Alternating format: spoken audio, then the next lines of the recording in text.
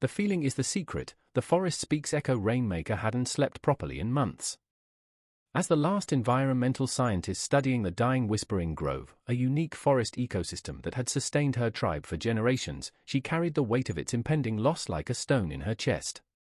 Development plans for a new tech campus had already been approved, and her research showing the grove's crucial role in local water purification had been politely filed away and ignored. At 34, she straddled two worlds. Her PhD and position at the university gave her the credentials to fight in one arena, while her role as daughter of the tribe's medicine woman connected her to ancient ways of knowing that science was only beginning to understand. Currently, neither world was offering much hope.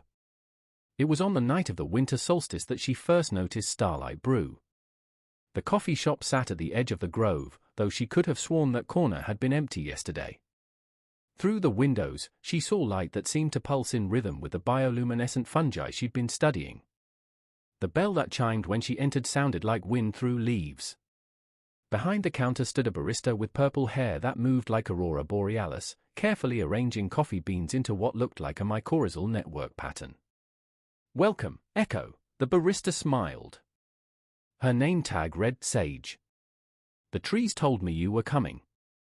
Echo's scientific mind wanted to question this statement, but something deeper, the part of her that remembered her grandmother's teachings, recognized truth when she heard it. "The trees don't do much talking these days," Echo said softly. "They're dying." "Are they?" Sage's eyes twinkled with what looked like captured starlight. "Or are we just tuned to the wrong frequency to hear their songs?" She continued arranging coffee beans in patterns that seemed to mirror the underground networks Echo had mapped in her research. "My grandmother Madame Vesper used to say that before we can heal anything, we must feel its wholeness," Sage continued. "Even when our eyes show us brokenness. How can I feel wholeness when I have satellite imagery showing the grove's decline? When I have soil samples proving the damage?" Echo's voice cracked with frustration. But what do your other senses tell you? The ones your grandmother taught you to use?"